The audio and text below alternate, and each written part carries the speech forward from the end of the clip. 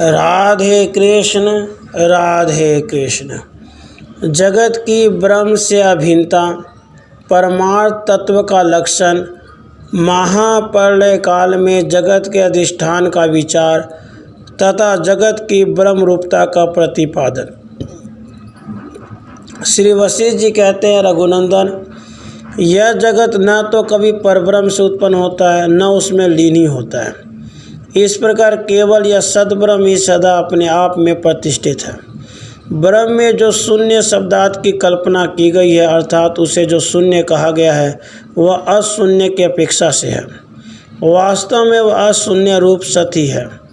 उसमें शून्यता और अशून्यता की कल्पनाएं कैसे संभव है? चेतन आकाश रूप इस ब्रह्म का प्रकाश केवल अपने अनुभव का ही विषय है। जो बुद्धि आदि के भीतर अंतर्यामी रूप से स्थित है, उसका वही अनुभव करता है, दूसरा नहीं, क्योंकि वह सब अनुभव वेक वेद्य है। निश्चल होने के कारण सौम्य अर्थात शांत आकार वाले महासागर के जल में जिस प्रकार बड़ी बड़ी लहरें विद्यमान होती हैं, उसी प्रकार निराकार ब्रह्म में उसी के समान यह विश्व स्थित है। पूर्ण से पूर्ण का ही प्रसार होता है। जो पूर्ण में स्थित है वह पूर्ण ही है। अतः विश्व कभी उत्पन्न नहीं हुआ और जो उत्पन्न हुआ है वह तत्स्वरूप अर्थात ब्रह्म रूप है। वह परमाणु से भी अधिक सूक्ष्म, अत्यंत अणु से भी अधिक अणु, परम शुद्ध, सूक्ष्म, शांत और आकाश के मध्य भाग से बढ़कर निर्मल है। दिशा, काल और परिमाण से उसका स्वरूप सीमित नहीं है, इसलिए वह अत्यंत विस्तृत अर्थात सर्वव्यापक है। उसका आदि अंत नहीं है। वह स्वयं प्रकाश स्वरूप है, दूसरे किसी प्रकाश से प्रकाशित होने योग्य नहीं है। श्री राम जी ने पूछा, भगवान, अनंत चेतन स्वरूप उस परमात्म तत्व का कैसा रूप है? इस विषय को आप फिर मुझसे कहिए, जिससे उसका भली भांति बोध हो जाए। श्री वशिष्ठ जी ने कहा, रघुनंदन, महाप्रलय होने पर संपूर्ण कारणों का भी कारण परब्रह्म परमात्मा ही शेष रहता है। उसका वर्णन किया जाता है, सुनो। समाधि में निरोध के द्वारा जब मन की वृत्तियों का क्षय हो जाता है, तब मन के अपने स्वरूप का नाश करके जो अनिर्वचनीय स्वप्रकाश सद्रूप अवशिष्ट रहता है, वही उस अनंत चिन्मय परमार्थ वस्तु का रूप है। जब दृश्य जगत नहीं रहता और दृश्य के अभाव से दृष्टा भी विलीन हुआ सा प्रतीत होता है, उस समय जो दृष्टा, दृश्य और दर्शन इस त्रिपुटी के लय का प्रकाशक साक्षी रूप से अवशिष्ट रहता है, वह चिन्मय ब्रह्म ही उस परमात्म वस्तु का स्वरूप है। जीव स्वरूपा चित्त सत्ता का जो अचिंतनीय, चिन्मय, निर्मल एवं शांत स्वरूप है, वही उस परमात्म वस्तु या परमात्मा का रूप है। आकाश का जो रहस्य है, शीला को जो तात्विक रूप घनत्व है तथा वायु का जो गुण रूप अंतर बाहर से परिपूर्ण होना है, वही उस चैत्य भिन्न दृश्य रहित चेतन आकाश स्वरूप परमात्मा का स्वरूप है। वेदन अर्थात बुद्धिवृत्ति का, प्रकाश अर्थात पदार्थों के संपूर्णता का, दृश्य अर्थात विषय का, तम अर्थात अज्ञान का साक्षीभूत जो अनादि अनंत वेदन ज्ञान है, वही उस परमात्मा का रूप है। ज्ञेय, ज्ञान और ज्ञाता सामने प्रतीत होने वाली यह त्रिपुटी जहाँ उदित होती है, जिसमें स्थित रहती है और जिसमें ही लीन हो जाती है, वही उस परमात्मा का परम दुर्लभ रूप है। श्री राम जी ने पूछा, ब्राह्मण, जो ईदम रूप से प्रत्यक्ष दिखाई दे रहा है और जिसका आप ब्रह्म में अभाव कहते हैं, वह यह दृश्य जगत महाप्रलय होने पर कहाँ स्थित होता है? श्री वशिष्ठ जी ने कहा, रघुनंदन, जैसे वंद्या के पुत्र और आकाश में वन कहीं नहीं रहते, उसी प्रकार यह संपूर्ण दृश्य जगत तीनों कालों में भी कभी अस्तित्व में था ही नहीं। जगत न कभी उत्पन्न हुआ है और न उसका कभी नाश ही होता है। जिसकी पहले सत्ता ही नहीं है, उसकी उत्पत्ति कैसी और उसके विनाश की चर्चा कैसी?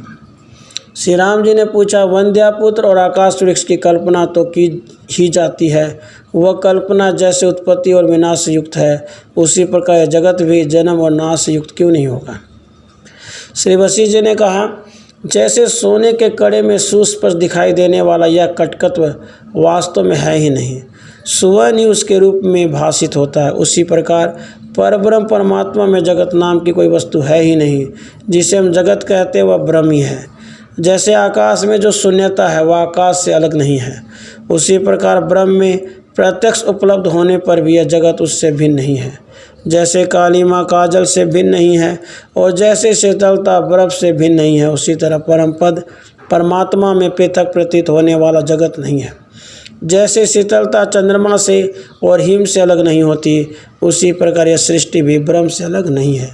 जैसे मरुभूमि में प्रतीत होने वाली मृग तृष्णा के नदी में जल नहीं है, तथा जैसे नेत्र दोष से प्रतीत होने वाले द्वितीय चंद्रमा में चंद्रत्व नहीं है, उसी प्रकार निर्मल परमात्मा में प्रत्यक्ष दिखने वाले पर भी जगत नाम की कोई वस्तु नहीं है।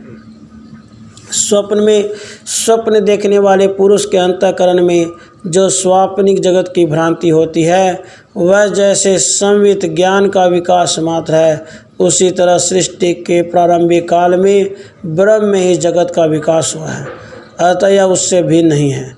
जैसे द्रवत्व तरलता जल रूपी है, स्पंदन कंपन वायु रूपी है, और जैसे आभास प्रकाश रूपी है, उसी प्रकार भूत भविष्य और वर्तमान तीनों कालों में प्रतीत होने वाला जगत ब्रह्म रूपी है।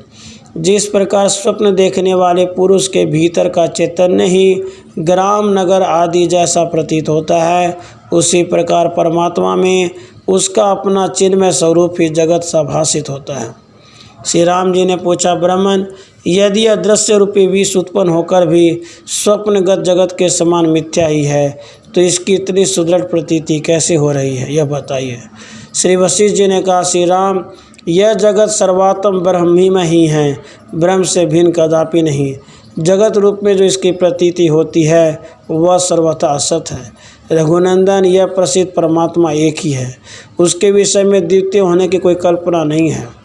उस अद्वितीय परमात्मा में यह जगत जिस प्रकार उत्पन्न हुआ है वह तुम्हें आगे चल के बताऊँगा। प्रिय श्री राम, उसी से सारे दृश्य पदार्थ विस्तार को प्राप्त हुए हैं, वह परमात्मा ही यह व्यष्टि और समष्टि रूपी जगत है। दृश्य वस्तुओं के दर्शन, मननीय वस्तु के मनन के जो जो प्रकार हैं, उनके रूप में वह स्वयं उदित और विलीन होता रहता है, उसी के आविर्भाव और तिरोभाव होते रहते हैं। राधे कृष्ण, राधे कृष्ण।